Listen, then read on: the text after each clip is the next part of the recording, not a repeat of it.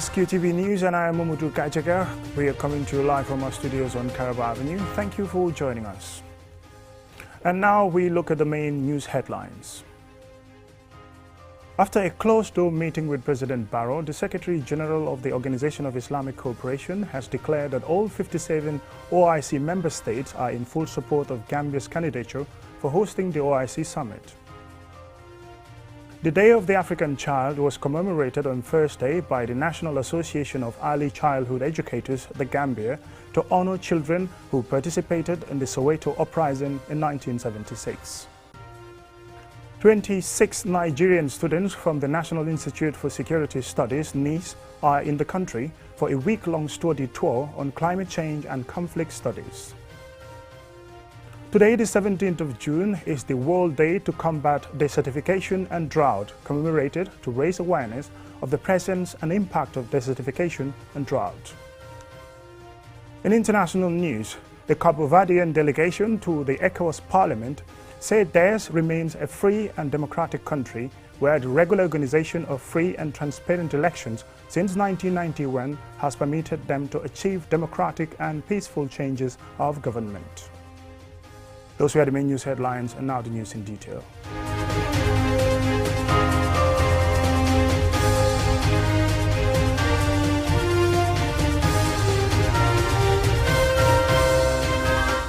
Welcome and thank you if you're just joining us. This is QTV News. After a closed-door meeting with President Barrow, the Secretary General of the Organization of Islamic Cooperation, OIC, has declared that all 57 OIC member states are in full support of Gambia's candidature for hosting the OIC summit. The Secretary General is on a 3-day official visit in the Gambia to discuss Gambia's hosting of the 15th OIC summit. Mudlamin Choi has the details. The OIC Secretary General and his delegation arrived in the Gambia on Thursday to discuss matters relating to Gambia's hosting of the 15th OIC summit. The OIC Secretary General visits the State House to meet President Adama Barrow for a closed-door meeting about the convening of the OIC summit in the Gambia. In his welcoming remarks, President Adama Barrow is reported to have reiterated Gambia's commitment to hosting the OIC summit and highlighted ongoing preparatory efforts to make the high-level interstate summit a success. Following his closed-door meeting with President Barrow, the OIC Secretary General Isen Brahim Taha, speaking in French via an interpreter, briefed the media about the meeting. Je suis venu donc confirmer le soutien de toute l'organisation à son Excellence Monsieur le Président Barrow. I come to lend my support for the organization to His Excellency the President Barrow. C'est une évidence, toute l'Afrique, tous les pays de toutes les parties soutiennent la candidature de la Gambie pour préparer ce grand sommet. It's obvious all the member states are supporting Gambia's candidature to prepare this summit. Following the Secretary General's visit to the Gambia, there will be a technical review to determine a suitable date for the hosting of the summit in the Gambia. Upon his arrival in the Gambia on Thursday, the OIC Secretary General and his delegation was received at the OIC office in Bijilo, where they met staff of the OIC Secretariat and the committee members for the preparation of the summit. The Secretary General was also taken around on a tour of the Sadada Kerawa Jawara Conference Center complex, the scheduled venue for the summit. Mahmoud Lamin Chai, QTV News. The Day of the African Child was commemorated on Thursday by the National Association of Early Childhood Educators, the Gambia. The day honors those who participated in the Soweto uprising in 1976, in which hundreds of students were shot and killed. Loli M. Camara attended and she now reports. The Day of the African Child focuses attention on the obstacles African children face in their pursuit for quality education. This year's theme is eliminating harmful practices affecting children. On June 16, 1971, thousands of students in Soweto, South Africa, took to the streets protesting the poor quality of education and demanding to be taught in their own language. Armed police shot at the peaceful demonstrators, killing over 170 protesters, leaving over 1,000 wounded. Kausu K. Jaite, Coordinator, Second Chance Education Program, and Alaji M. Dumbuya, Director of Library and Research Services of the National Assembly, remembers the day as sad and a bitter experience for the African children. Innocent young boys and girls were killed in cold blood. That day was a very sad day for the whole of the African continent. Because at that time there were some countries in Africa who were yet to be independent. They were struggling to be independent. We could say it is 46 years today. 46 years today, we would ask ourselves, how far have we gone? How much have we achieved in transforming the lives of children and society? Because for the future of every society is the way it handles its children. Mariama Dabo, the president of the National Association of Early Childhood Educators, the Gambia, says stakeholders, including the government, have a role to play in eliminating harmful practices affecting children. Education and cultural reorientation should be targeted at the gatekeepers of our society.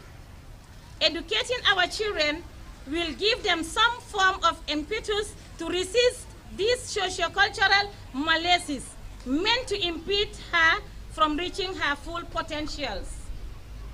Let's not forget the major enforcement of harmful practices in our country.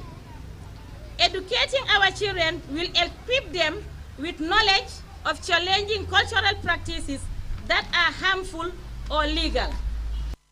Bintu H.K. Fati, Director of Children's Affairs under the Ministry of Gender and Children's Welfare, said the government has done a lot in ensuring that children are protected from all forms of abuse.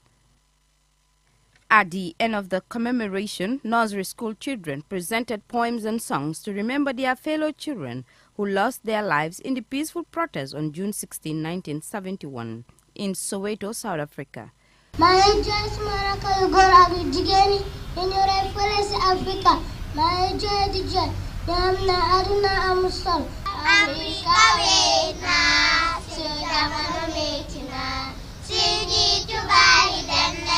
Media souls continue to rest in peace. For QTV News, Lolly M. Camara. Oh, the beautiful voices of those children ending that story. 26 Nigerian students from the National Institute for Security Studies, NIS, are in the country for a week-long study tour on climate change and conflict studies happening at the SIS Security Studies. Lolly M. Camara again. The event is organized by the State Intelligence Services in collaboration with the Gambia Armed Forces and the Ministry of Environment. The visiting team is led by the Commandant of NISS, Alhaji A.S. Adeleki, and comprises faculty members and students of the Institute. Their visit is linked to the theme for this year's course, which is Global Climate Change, Prospects and Priorities for Economic Development and Conflict Resolution. The Director General of the State Intelligence Service, SIS, Usman Sow, described the visit as a remarkable one, adding that climate change is an extreme situation, causing challenges and impacting on lives and livelihoods. He thanked the team for the foresight in coming to the Gambia. The challenges that climate change is already posing on us, but I think you will also, in the end, find attempts to answer and overcome those challenges. And in the end, the big question would be, so what? I like challenging my staff and saying, you give me all these reports, all this information, so what? What next? I think that's what's most important. Alhaji A.S. Adeliki, FSI, MNI, the Commandant of National Institute for Security Studies Nigeria, said the team is in the country to interact with their Gambian counterparts for the next few days on issues of climate change and security affecting the globe. This is not a very serious topic, but it's confronting us in the face, because if we don't act now, it has a domino effect on the future generation of African continent. where we are in Banjul is just a little bit above sea level. Any reactions could trigger off submerging of Banjul, and Banjul will become a part of the biblical story that said there are some cities that were submerged up to today, you can't even recognize them again. You only have features that will tell you that this city was there sometime, but I don't pray that such thing happens in the Gambia. As the Gambia is one of the most vulnerable countries to the impact of climate change, Babukar Jallo, the Director of Central Project Coordination Unit under the Ministry of Environment, explains the need to create greater awareness of this situation. The Gambia is one of the most vulnerable countries in the world, among the 100, and we've seen the impacts with the rainy season, coastal erosion, land degradation, etc. And I think these are some of the things that tend to trigger conflict, either within communities or between communities and within countries. Mamad Ocham, the Deputy CDS of the Gambia Armed Forces, also spoke at the event. Since their arrival in the country, the team has paid courtesy calls on the Ministry of Foreign Affairs, the Nigerian High Commission, SIS headquarters in Banjul, and the Chief of Defense Staff. Nigeria's National Institute for Security Studies, NISS, which is based in Abuja, is their country's foremost security training institute. The institute prepares high-level security intelligence professionals as well as senior-level managers for critical roles in the sustenance of national security. For QTV News, Lolly M. Kamara. Time to take a commercial break, and when we return, we still have some more news stories for you. Do stay tuned. For his kitchen, Prosper was thinking big. He therefore chose big new tiles. He then thought he'd also love a new stainless steel sink and a new mixer app. And now that we're changing the sink, we might as well buy a new kitchen counter, right? Oh yeah, I couldn't resist. Good old Prosper. And yes, that's Batimat's Bati Days. Take advantage of exceptional discounts up to 70% on several products families. From June 11th to 25th, you will be splurging. Batimat, everything for construction, from foundation to finishing.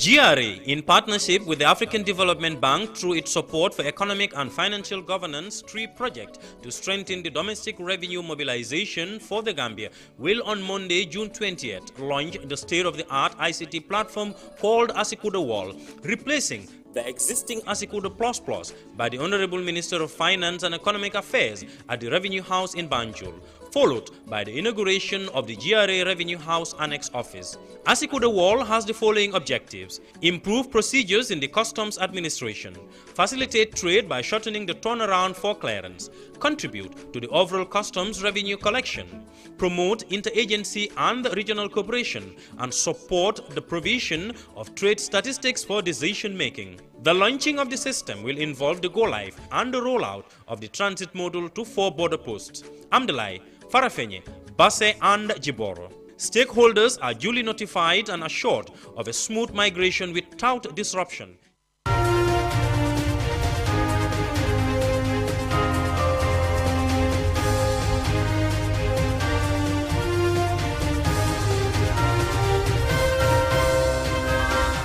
Welcome back, and thank you very much if you're just joining us. This is QTV News. The World Day to Combat Desertification and Drought is commemorated each year on 17th June to raise awareness of the presence of desertification and drought, highlighting methods of prevention and recovery. More in this report by Ansumane Sonyasi. The theme for this year's World Day to Combat Desertification and Drought is Rising Up from Drought Together. The day is earmarked to amplify calls for the institution of strong, effective measures to avoid any disastrous consequences for humanity and the planetary ecosystems. Desertification remains a serious potential environmental threat to the country's biodiversity, considering its effects on the flora and fauna. Its cause is surrounded by various factors, some of which are avoidable by humans.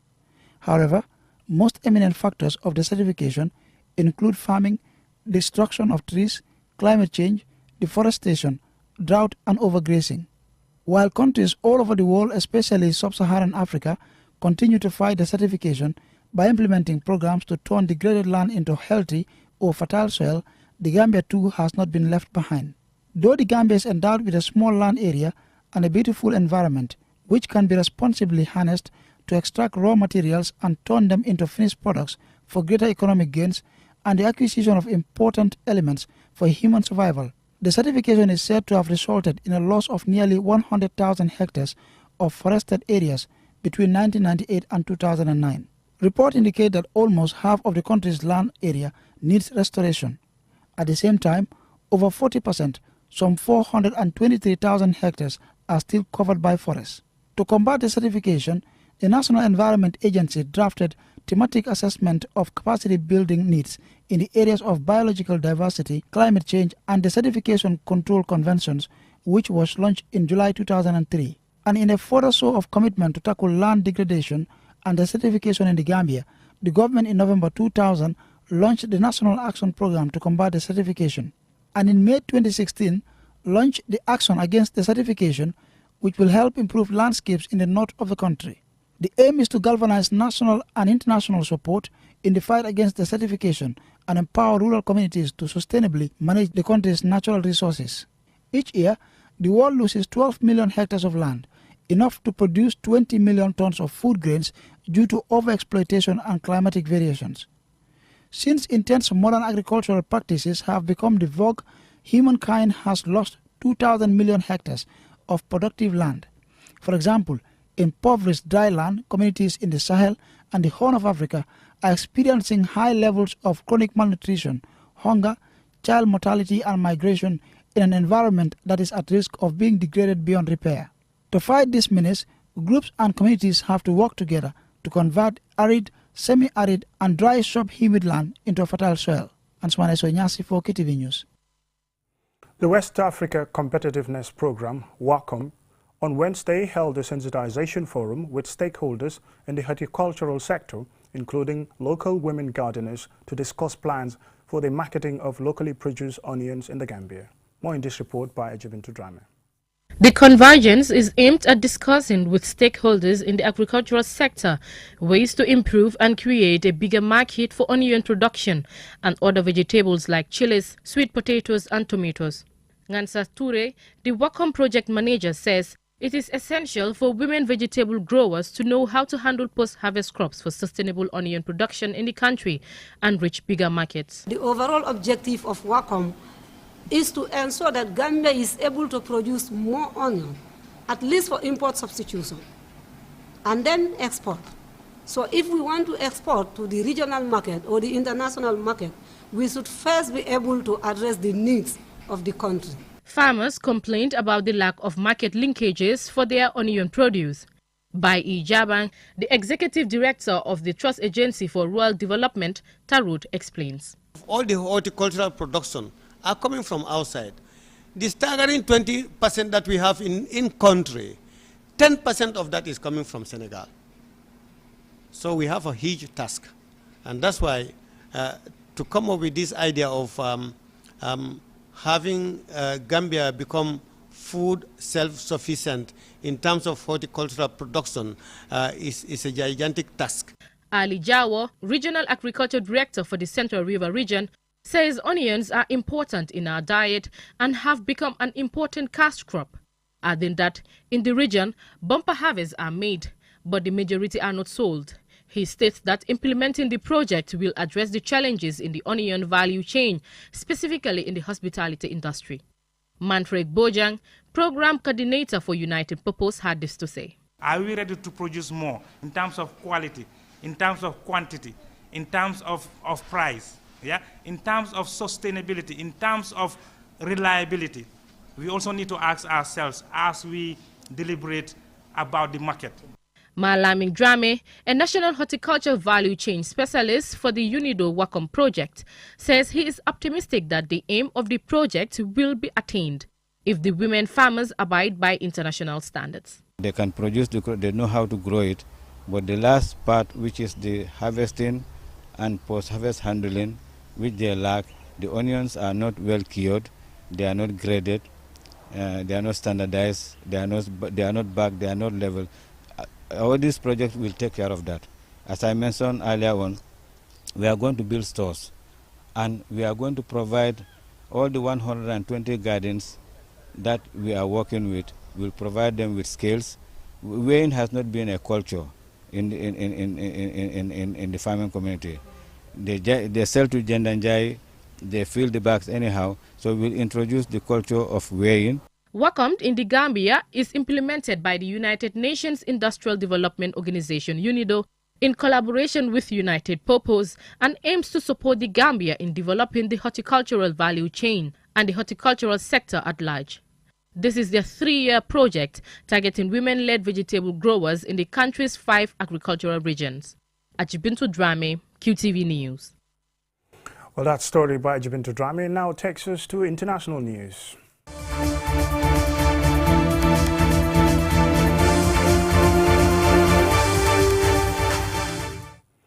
The Cabo Verdean delegation to the ECOWAS Parliament say theirs remains a free and democratic country where the regular organization of free and transparent elections since 1991 has permitted them to achieve successive democratic and peaceful changes of government.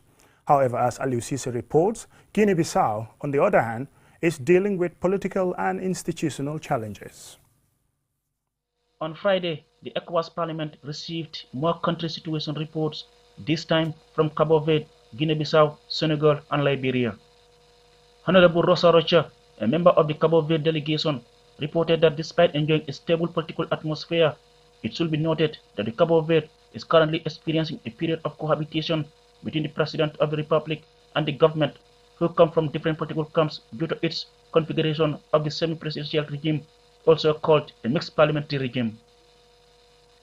She informed her colleagues that the island nation has taken a series of measures based on the principle of zero tolerance of crime to safeguard internal security and fight against organized crimes. On COVID-19, Cabo Verde registered 56,739 positive cases, 43 deaths, and 55,983 recoveries as of 8 June 2022. The second National Human Rights Report 2010-2019, published in February 2020, ranked Cabo Verde among the world's champions in the promotion and protection of human rights, as evidenced by the progress made in recent years. However, the country faces many challenges as gaps remain and public policies and actions need to be taken to better guarantee human rights in the country.